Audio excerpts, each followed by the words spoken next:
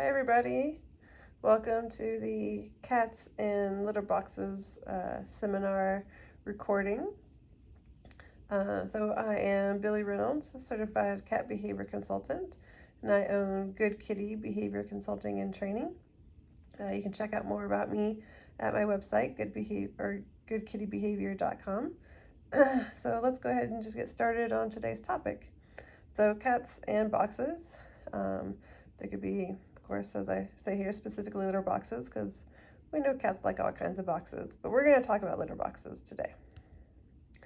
So we're going to go over the basics, just kind of how you should normally have your house set up with litter boxes for your cats. And then we're going to also cover common causes of inappropriate elimination, and then also some easy to implement solutions for those things. And then I also want to make sure we talk about how to properly clean after a cat who either it's just a one-time incident or a ongoing event. Cleaning is a big part of getting your cat back into the litter box.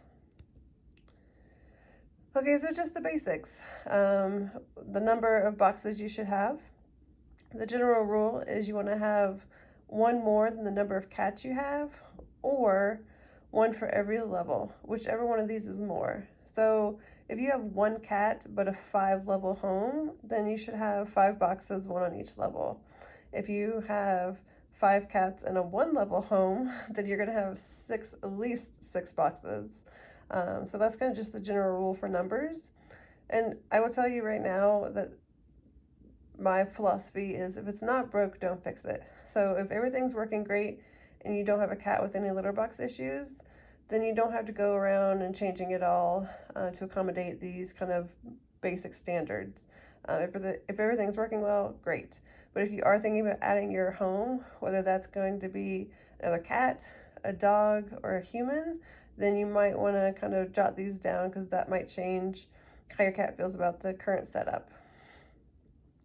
All right, size. So this is one of the things that a common error I see with cat owners is they don't have usually a box that's big enough for cats. So the general rule, the bigger the better. I think most of us probably feel that same way about our bathroom. The bigger the better. But the general rule is 1.5 times the length of your kitty, from the tip of their nose to the base of their tail. So for some cats, that's a pretty large box, and it's not very easy to find litter boxes that are large enough. So sometimes we do have to resort to making our own litter box, and that's what this picture is. It's just using a storage container, cutting out a hole in it, and then you can have the lid on, you can leave the lid off, but usually a storage container meets these requirements of being big enough. And I will give a resource for a video, a really great video of how to do it yourself, make a litter box. All right, so location. This can be tricky. So we obviously want it to be convenient yet quiet. So not too far out of the way, but not right in the middle of all the hustle and bustle of your home. You also want to have them in different areas. So once you know the number of boxes you should have, that means you have to be in different areas. So if your total litter box that you need to have is 3, if you have 2 side by side, that still counts as 1. So different areas is the number you also want to meet. So having them side by side just ends up being one large litter box. So you want to have them in different areas. You also want to have them away from the food and water resources. Nobody likes to go to the bathroom where we eat and drink, so keeping it nice and clean. And in the wild, cats would go to the bathroom away from where they would eat and drink. Also away from strong scents. So don't put it, right underneath a plug-in that has a fragrance coming out of it. Or if you've got a really strong detergent or something like that, and you have litter boxes in your laundry room, that could be a deterrent for your cat using that litter box. So stay away from strong scents. If you have a kitten or if you have an older kitty, excuse me, you want to keep it close, and also make sure it's easy to enter and exit. So just as when we have young kittens, they are play, play, play, and then it's like, oh no, I gotta go. So you want to make sure that you do have an option close to them wherever they kind of are spending their time. And then same for the seniors. They kind of start to not roam the house as much and want to hang out in maybe just one area or sleep in one area. So make sure you do have a box, nearby for when they get up so that they don't have to walk too far, especially if they're starting to get arthritis or something like that. You can also consider having a shallow container, like a drip pan. So something that, if you do have an older kitty who is, excuse me, having issues stepping into a box, then you could just get like a shallow container so that they don't have to step over something. They can just walk right onto a pan and use the box or pan that way. So types of litter, what a cat typically recommends is fine grain, unscented. Sorry about that lighting. I'll try to keep that better. Fine grain, so the finer the better. Unscented, so again, no strong odors, so cats don't like scents. And I know that they sell scented litter. I don't know why they sell scented litter, but I would recommend not having scented litter. And then overall, stick with what works. So if you've got a litter and your cat uses it, don't change it. Some people are tempted to, oh, I heard my friend had a cat and they use this kind of litter and really love it. I want to change it to that kind of litter. So you can change your litter, but you want to make sure you do it in a very slow, methodical type of way. Cats aren't big fans of change, so to just come up and change the litter altogether could cause an issue. So overall, I recommend sticking with what works, but if you do want to change or you need to change for some reason, then just make sure you do it in a very slow way where you have mostly the old litter with a little bit of new, and then over time gradually add more and more of the newer litter and less of the old litter. Depth kind of depends on your cat. I have 3 cats, and each of them have kind of a different preference. They'll all use whatever, but I can kind of see that some like to dig all the way closer to the bottom, and some like it kind of a little taller where they just walk in and they've got some depth to the litter so that they can cover it afterwards. So just offer a variety. So, if you've got multiple boxes, you can try to offer varieties of depth to see if you can determine a preference.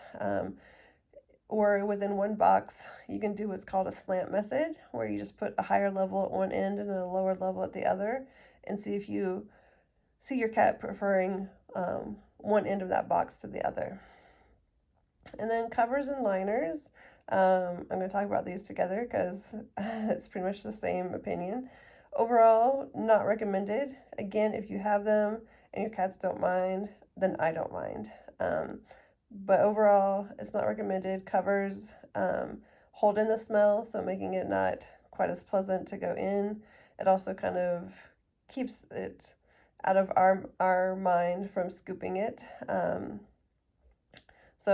And then covers can also be something where maybe your cat's a little worried about going in and not being able to see any potential threats around, so they don't feel comfortable going in and getting out. Now, for some cats, they actually prefer that. So again, kind of know your kitty, but if you've got a covered box and your cat isn't using it, the first thing I'm going to recommend is taking the cover off.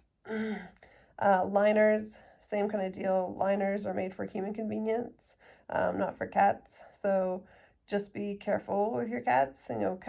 Most cats will cover up after they go to the bathroom. And so if you've got a shallow litter and your cat's claw gets stuck in that liner, and then your cat has a negative experience with that litter box, then you might have, again, a negative association, prevent your cat from using that box. And all for a liner that was just kind of there for your convenience to begin with. So just kind of keep that in mind. Liners aren't terrible, but if your cat's a big digger, then it could potentially cause some issues. Cleaning, so scooping at least once per day. Change the litter completely every 4 to 5 days for clay litter, and every 2 to 3 weeks for scoopable. That's just a general guideline. Again, whatever you're doing, if it's working, stick with it. Clean the box once every couple of months with hot water and mild soap. So we don't want to use anything that has a strong scent to it. So an unscented mild soap. Don't use bleach or any other harsh cleaner. Just a hot water and mild soap will clean boxes just fine. But then we do want to make sure we replace the boxes about every 2 to 3 years. And that's just because they are plastic, they're porous, and then it gets to a point where we can only clean it so much. Especially if you've got multiple cats, then you're going to have a lot more going on in just one box. So, and then the general rules, if you can smell it, so can your cat. So they do kind of like it clean. So we make sure we keep it clean. And then there's a little cartoon. I'm going to just kind of come in a little bit closer. Oh no. I don't know what just happened there. So it says, did you get my memo about the litter box needing changing? I left it in the middle of the living room floor. I think most of us have had that occur. Okay, so common causes for why cats won't use litter boxes. There are just a couple. So medical, anxiety, conflict with another pet in the house, or outside cats. I recommend if you start to have litter box issues and you've not had them before, unless you absolutely know that there's one of these other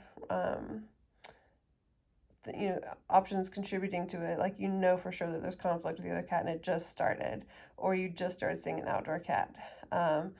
Otherwise, I always recommend you start with medical and get it cleared through your veterinarian before trying any kind of behavior modification.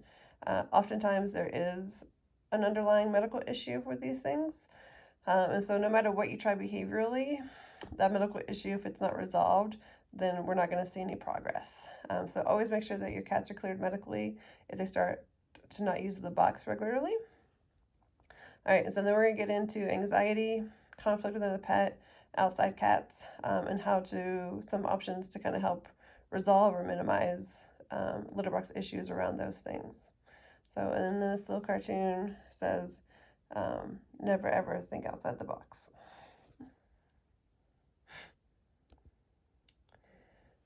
Okay, so anxiety. So this is probably the most common cause I see for cats not using the litter box regularly.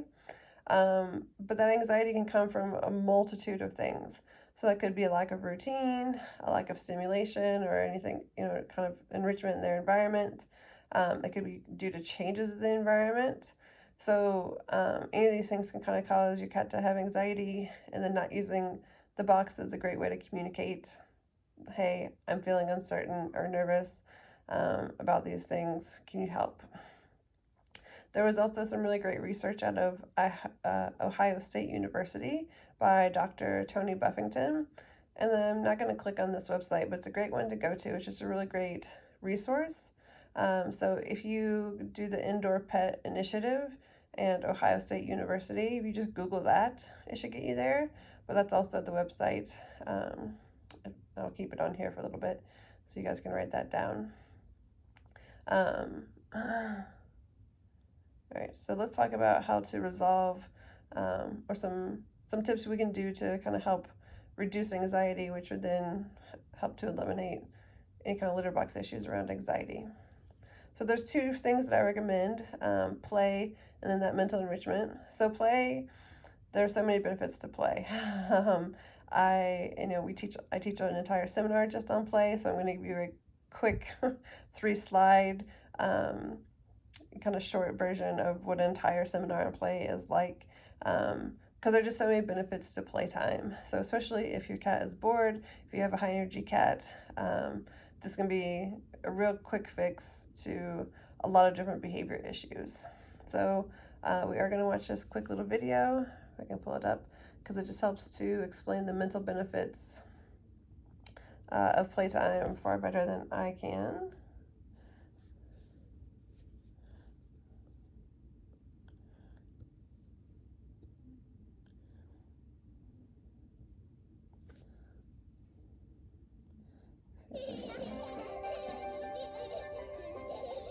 Play system is the most wonderful and fun system that Mother Nature gave us. Real play is really roughhousing, rough and tumble, running, chasing, playing tag, hide and seek. If we try to line children up for kicking a soccer ball, that's a stylized play, but that's not real play. Real play is something that children themselves do, and that's the good stuff for the brain. I think our laboratory was the first to really scientifically study play, and we've mapped out systems for crying and psychological pain, and we believe that these are very big ticket items in depression. We've already done experiments in rats, and play makes them better controlled adults, less impulsive, more socially intelligent. Rat laughter was a serendipitous discovery. I had a postdoctoral fellow, Brian Knutson. He wanted to know if there was a play vocalization. And I said, well, these animals make all their sounds outside our hearing range, way high frequencies called ultrasonics. So when little rats are playing, the playing field is full of little chirps. And we studied these chirps for 5 years. When I finally woke up one morning and said, perhaps it's laughter, I went into the laboratory and I said, let's go tickle some rats. And we went and tickled the first rat, and these ultrasonics came on outrageously, the highest levels we'd ever seen.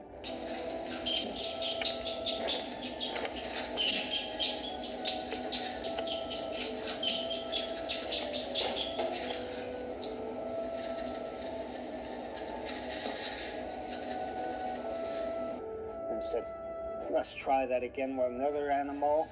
Same thing. Third animal, fourth animal, every animal showed the response, and they became very fond of you if you played with them like that. We're convinced that this is an ancestral sound that we share with the other mammals, and that laughter is the appropriate term. And if you understand this circuitry in the brain, you will begin to have a science of joy. And once we identify the molecular pathways for joy, then there are bound to be medications that can be developed that work very differently from the present antidepressants, which kind of just suppress things. They can reduce feelings of psychological pain, but they cannot produce positive feelings. Depression actually blocks certain kinds of gene pathways, and other people have found that play increases these gene pathways. So it looks like depression and play are opposite sides of a coin.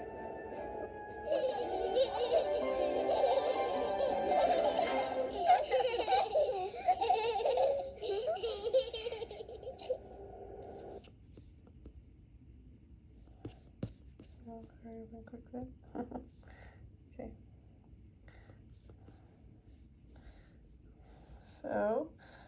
So hopefully that kind of helps to illustrate the mental benefits of playtime and why I recommend it, especially for anything that's kind of an anxiety-induced behavior, because it helps to bring out joy. So there are also, of course, physical benefits. It helps to maintain or lose weight or increase agility, strength, and balance. So if you've got an older kitty or a younger kitty, that's very helpful. But if you've also got kind of a chunky kitty, playtime can also benefit in that way. And then, of course, reduces these common behavior issues other than litter boxes. Also can help with human-directed aggression and play aggression. And then even like you said in the video about the rats, about how, it made you more fun. Having a routine playtime with your cat also increases your bond because you become that fun thing. So again, there's an entire seminar on this. So this is kind of just a quick rundown on the basics of playtime for this structured kind of play. So whatever you kind of do normally right now, this isn't to replace that. This would just be an addition to. So this is a very structured type of play meant to help to reduce anxiety. So the first thing is we want to make it routine. Cats, thrive on routine. They are just routine beings. So if we can make it routine, then that helps to kind of also reduce their anxiety because they know when it's coming. I do recommend having some kind of visual indicator of, hey, playtime happens after this happens in the house. So in my house, that's after dinner. So the cats see that we eat dinner, and then as we're starting to clean up and putting the dishes in the dishwasher, it's almost, that sound is their indication that playtime is going to be happening for them next. So they know that after we eat, play happens. So if you can find some kind of part in your daily routine where after this event that always happens, playtime occurs for your cat. Make it interactive. So we want to use a fishing pole type of toy. I'll get into the next slide which toys I actually recommend. But you want to make it interactive so that you also have some kind of control over it. Because the whole point of this is to really create basically a hunting session for your cat. So you want to get the toy that is a bird, a bug, or a mouse, something that mimics natural prey, so that you can treat it like a cat and a bird or a cat and a bug. So if you've got a bird, it's going to fly around, land, hop, and you want your cat to actually hunt it. So you want to see those stalking behaviors, the pouncing, the hiding behind something, the butt wiggles, all of those type of behaviors. You want to bring those out. You really want your cat to be the hunter and be the predator in this playtime, and not have to worry about being the prey. We just want them to be the hunter. So then play with them for whatever amount of time works for you and your cat. You know, for two of my cats, that's maybe 10 minutes. For another one of my cat, he could probably play for 15 or a little bit longer. But you can also call play. You don't have to play until your cat's absolutely wiped out. But I would play for at least probably that 5 to 10 minute range, just to give them enough time to really hunt. I will say if your cat is not engaging, then you just may not be moving the toy correctly. There is a little bit of an art and a science to this playtime. So again, you just really want to make sure that you're creating a hunting session. So don't dangle the toy over the cat's face. You want the cat to be the one that's doing the running and the chasing towards the toy. The toy shouldn't be coming towards the cat. So then after playtime, put that toy back away. So the toy should only come out for this playtime, this particular playtime. This should be a special toy. So it goes back away to wherever it resides. And then we want to give them a small amount of a high protein snack. So this just, again, fulfills that full hunting session. So if this were in the wild, they would hunt that bird, chase it, eventually kill it, and then eat it. And that would be all protein. So some options for high protein snacks are tuna, meat flavored baby food, deli meats. There's like freeze dried options now, or jerky type options of chicken, rabbit, all kinds of different things. But basically, you're just looking for meat, something that's meaty, because that's where the protein is. So toys, again, in general, you want to pick something that works with their hunting senses. So one toy I do recommend is Nico Flies. The company actually went out of business, but you can still find them in some places. So if you see them, I would recommend grabbing one. But then the other brand that I highly recommend, the brand is called GoCat. The most common one that people know is called DeBird. But they also have tons of other attachments. And what's nice about this particular brand is all of the attachments fit the same pole. So you just need, the one pole, and you have all the different attachments that fit that same pole. And then they also have a great variety of different kinds of prey for cats, because different cats have different preferences. So some cats really like the aerial, the birds and the bugs to hunt, but some cats prefer more the ground prey, like a squirrel or a mouse or a bunny or something like that. So they have things to kind of mimic those different prey animals. So you can kind of help determine what your cat's preference would be. So some just tips for successful play. Play in their territory. So if the cat grabs a toy, then starts to walk off somewhere, follow them. They're just gonna letting you know where they feel comfortable playing. I'll also say if you have multiple cats, then you're gonna want to play with them individually. So no, if you start to get too many cats, this can be kind of a pain. But we just want it to eliminate any sort of sense of competition, especially if you are having some litter box issues and there might already be some underlying competition between your cats. So we don't want to add to that. And even if your cats get along really well, I still recommend separating them for playtime. Excuse me. Just because cats are territorial and it's not in their nature to share. So even cats who live in colonies together still go out and hunt individually and then come back once they're done. So I do recommend, putting one cat away and playing with, one cat and then kind of rotating them through so that they have their own individual hunting session.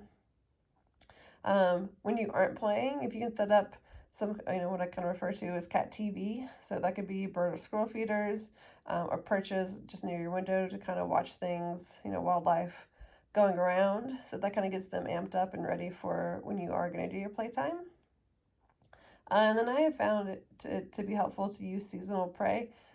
So, depending upon what they're seeing outside, have a toy that matches what they're already seeing outside depending upon the season. So, um, here in Colorado, in the winter and spring, I have a lot of birds around. I feed them the birds, and so they see the birds, and so to bring the bird toy out at night, they've been hearing and seeing birds most of the day, and so by the nighttime, they're really ready to catch a bird. So I've just found that to be kind of a helpful tip. All right, so food puzzles was the other mental enrichment that I recommend in addition to play to kind of help with anxiety. So there are a couple of different options. So you can use a feeder ball. Excuse me, my goodness. So this top right picture is the particular toy is called Slim Cat. I love that one. That's my favorite ball feeder. So it has different shaped holes to accommodate different shaped kibble, but then you can also adjust the size or the opening of the size of the opening of the holes to make it harder as they start to learn. So that's kind of fun. But I just really like it because it's round. So there are some other ones that are like egg shaped and they just kind of stay in place. The nice one about the round one is it rolls, it'll go anywhere. So I recommend that one. Some other puzzle toys. Nina Addison is a really great brand. And then of course the other picture here is just there's plenty of options to do it yourself. So just getting a Tupperware, cutting some holes in it. You can also use old paper towel rolls, so kind of fold up the ends and then punch some holes in the middle of it and throw some food in it that way. But there's lots of DIY options, and you can find out more DIY options at foodpuzzlesforcats.com. It's another great resource for food puzzles. I teach you, it goes over how to get your cat started, some options for dry food, options for wet food puzzles, and then options for some DIY, just some common things that most people have in their homes. So this is a really easy way to implement some mental enrichment. You can either do this by putting treats in it, giving it to them maybe once a day or maybe just a few times a week, or if you feed I guess dry or wet food, it doesn't matter. But you can actually feed your meals out of one of these too. So it kind of depends on your cat as to how much of an option this is. But any cat can learn to use a food puzzle, especially if they're food motivated. So it's just a nice way, another way to kind of keep their minds mentally active and having a puzzle to figure out. But you don't have to use a puzzle toy. You can also just hide treats and food throughout your house. This is something that we will do on the nights that we don't play. We just take treats and hide them all throughout the house. So different levels of their towers, just different places for them to kind of have to walk around the house and use their nose and search and find for food. So that's another option too, and you don't have to get a food puzzle at all for that. And then I'll show you what one of these food puzzles looks like in use.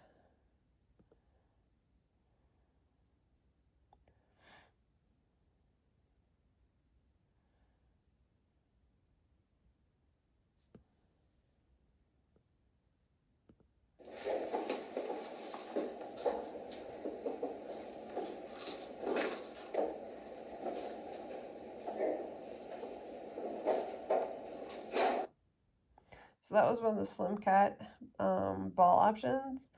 And so this is at the top of the stairs.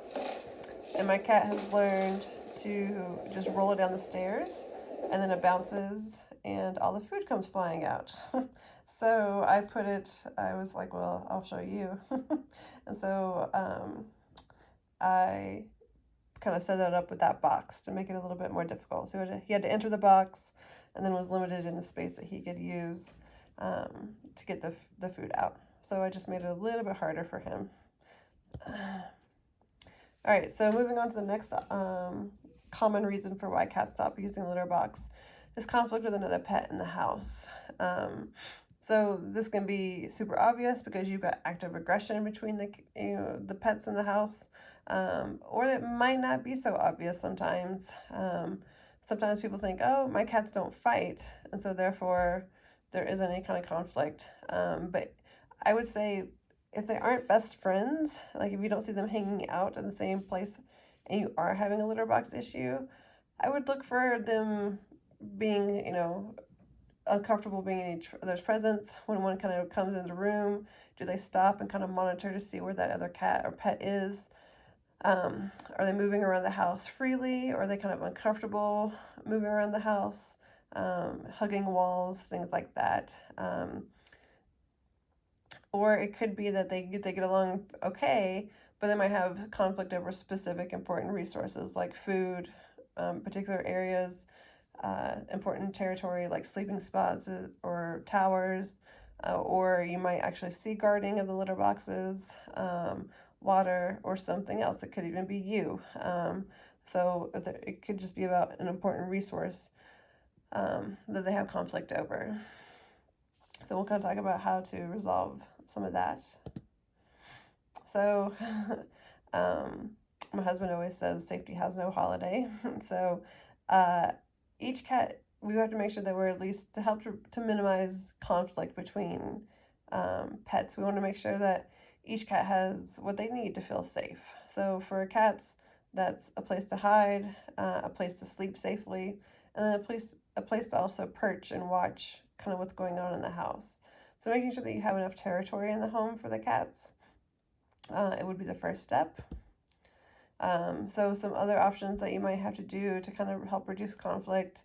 And again, this is actually we just had a seminar on this very topic. It is in the recording on my YouTube channel. And we did do a Q&A on that through Cat Care Society, because this is a whole other huge topic. So this is kind of a short version of it. But adding territory helps to just eliminate conflict. So some other things you might want to look at adding are just more horizontal and vertical perches for your cats, and making sure that we're hitting all the levels to meet all of the different cats' preferences and needs. So if all of your cats like to be perched up high, then make sure you have enough high spots for them to be. If you've got cats who have different preferences, then you want to make sure you've got some high ones and some middle ones and some low ones to meet everyone's needs. You also want to make sure you've got scratching posts. Scratching posts are a great way for cats to communicate to one another, to also help lessen any kind of conflict. Scratching is an appropriate way to leave a different pheromone. So when cats have conflict and there might be some marking going on, usually, so that's just a scent communication. So having a scratching post provides cats the opportunity to leave behind different scents that can communicate this is mine, instead of having to resort to urine. So you just want to make sure with your scratching posts that they're tall enough that when a cat stretches all the way, that they're still posts there, and that they're also sturdy. So that's another common error I see is we get scratching posts that aren't very sturdy for cats. But when you think about things outside that cats would naturally scratch on in their natural environment, it's like a tree. So it's something that's very sturdy that isn't going to move as I start to really tug on it while they're scratching. So where to add territory? I would first say if you are having conflict, if it's in a common space or common area, I would start to look at that space and see what you can do to address that area, because there's obviously something going on in that particular area. But also just kind of keep an eye out for what their preferences are, and meet their needs. And then think about where would you want to be. So if you've got all of your cat towers in the basement, but everybody wants to be upstairs in the sunshine, then move all that stuff upstairs in the sunshine. And then with cats, there's two things to always kind of keep in mind. Is you want to just make sure there's enough pathways and levels so that cats can get around the home comfortably without having to pass one another, being forced to pass one another. Some areas can be very difficult in the home to accommodate that, but as much as possible, we want to make sure that cats have the option to, go in and out, especially of important resources like the food, the water, litter box, um, without having to be forced to meet another cat. So like if all of your food and your water and your boxes are like in a bathroom or a laundry room, then it's kind of a dead end, because the only way to get out is to go back through that doorway where a cat might be sitting or standing, kind of waiting for you to come out. Um, so on that previous slide, let me go back. So an easy way to, if that's kind of all you have is to put those food and water and box in a closed room, then getting something like this picture on the right, on the door, it doesn't screw on or anything. It just kind of it's a tension rod, and so it just hangs on the top and the bottom. So that's a nice option that a cat can kind of perch there if somebody's in that bathroom or room or whatever that is, and then wait for them to come out. And that way the cats don't have to pass one another and can kind of still wait their turn for whatever resource there is. So some additional resources for how to add territory to your house are these two books, by Jackson Galaxy and Kate Benjamin. So one's Catification and the other is Catify to Satisfy. Excuse me, two really great books with lots of great pictures and examples of how to set up your home to accommodate multiple cats. All right, so the other common reason for why cats maybe stop using litter boxes, especially if it's a marking issue, is outside cats. So we're gonna go through this. So if you let your cat outside and you're having litter box issues, this can be very difficult to fix while still allowing your cat to go outside. And the reason being is it's very natural for your cat to want to mark, especially once you have opened up their territory to outside, because now they probably are smelling different scents. They might even probably are encountering other animals, and just that territorial nature in them is coming out a little bit stronger. So they're basically getting, what I have here is a natural cat. They have the option to be a natural cat. Go outside, defend your territory, which involves urine marking. And so then have them come back inside and not do that can be a challenge. So I would recommend, if you still want your cat to have outside access, which I don't think is a horrible thing, I would make sure that you do it in a safe option that doesn't allow them to just free roam. So this could be creating some sort of like a cat tent or a catio, like a cat patio, like an enclosure for them to be in where they can still go outside, but they don't have the option to roam and they're safe from any other kind of predators that might come to them. Or teaching your cat how to walk on a harness and a leash, and they get an opportunity to go for a walk, even if that's just in your backyard. You don't have to walk around the neighborhood because there could be lots of threats, but you could still go for a walk in your backyard. I just saw a video of another cat professional who takes her cat for a walk in her backyard every night. So that would be another option to still create outdoor time, but to keep them from free roaming, which can help to contribute to litter box issues. Now, if you're having a litter box issue due to someone else's cat approaching your home, this can be a challenge. I will tell you, this is going to be a huge challenge. So there's a couple of different options to try. If it's your neighbor's cat or you know whose cat it is, I do recommend trying to talk to that person first and saying, hey, your cat's coming into my yard. It's upsetting my cat. My cat is, urine marking all in my house. Is there any way you can keep your cat indoors? Or can we work out something so that your cat doesn't come to my yard? Because if not, I'm going to have to start taking some other avenues.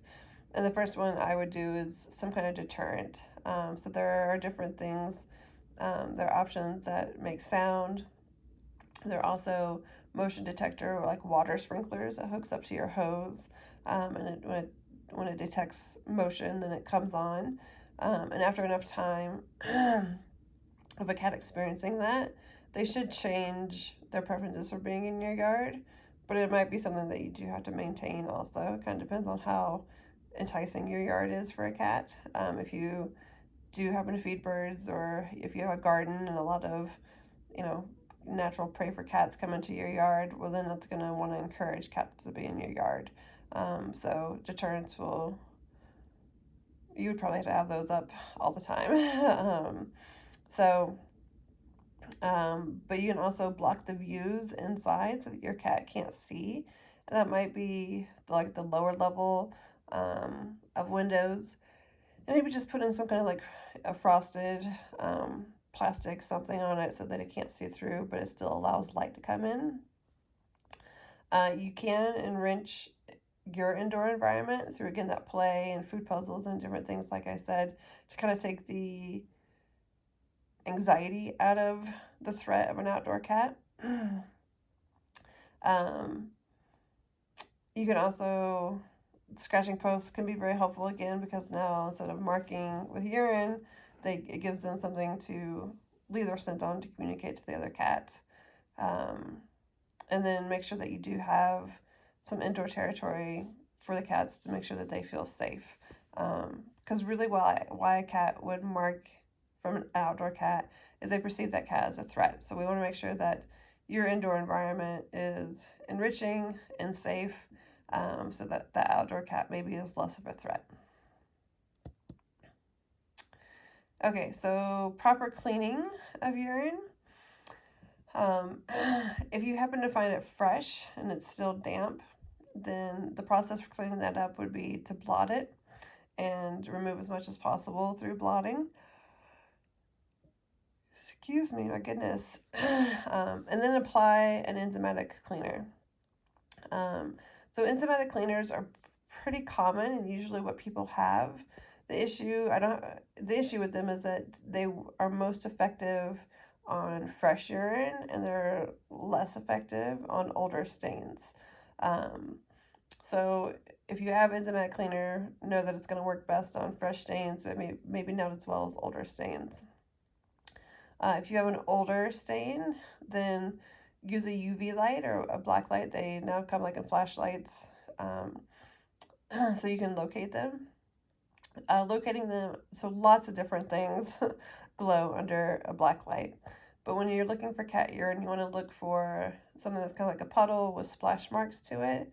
Something that really looks more like where a cat may have urinated as opposed to drool or other things that might glow. So if you happen to use a black light, I just kind of warn people, like, don't freak out. You might find lots of other things. Not everything is urine. So once you've located it, I recommend flushing that with cold water. So getting like a carpet cleaner, but just using cold water just to get it wet and then suck it all back up, and flush it through with that cold water to get everything out as much as possible. And then apply an oxidizing cleaner. I just recommend oxidizing cleaners for old or new so that you only have one cleaner to have to worry about.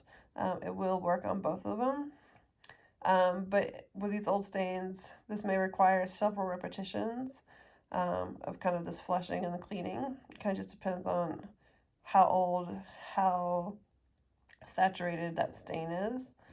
And if you actually are at the point where you may have to require replacing your flooring, then I do, especially if it's like a carpet area or something where the urine is soaked through onto like your subfloor, or whether that's concrete or plywood, I do recommend applying a product called Kills on it, so that the odor is sealed in, and then whatever new flooring you put, that odor won't seep up through it, so that you don't continue to have the same issue, especially once you've invested in new flooring. All right, so some reliable resources for you to kind of, if you're just looking to figure this out on your own. Online, I highly recommend Pam Johnson Bennett, and that's her website, catbehaviorassociates.com. She's a fantastic cat expert, has lots of great articles on her website that are all free. So lots of good information there. And then earlier, that DIY cat litter box that I showed you at Fundamentally Feline. That's another colleague, another cat behavior consultant. She has her own website, Fundamentally Feline, and lots of great videos and handouts on that website also. So if you're looking to make a litter box, I would definitely recommend checking that out. And if you're thinking about you need somebody to come into your home, of course, right now we're all under quarantine, but there are people who are doing virtual consults. So typically I am available. Right now I'm not doing any. I've recently had a little baby, so I'm kind of focused on him right now. But IAABC, that's who I have my certification through. And there are other cat behavior consultants here in the Denver area, or if you happen to be listening to this somewhere else, all throughout the world, there are certified cat behavior consultants. And there's a locator cat consultant locator on that website. So that's just IAABC.org, and you can find a cat consultant near you to help. And then that's everything. So if you have any questions, we are going to be doing a live Q&A. So we're going to be doing that through Zoom this time. So Cat Care Society, their social media, hopefully their Facebook page or their websites will have the information on how to join us with that Zoom live Q&A that we have later in May. So hopefully I will see you there and be able to answer any of your questions. And I look forward to it. Thank you.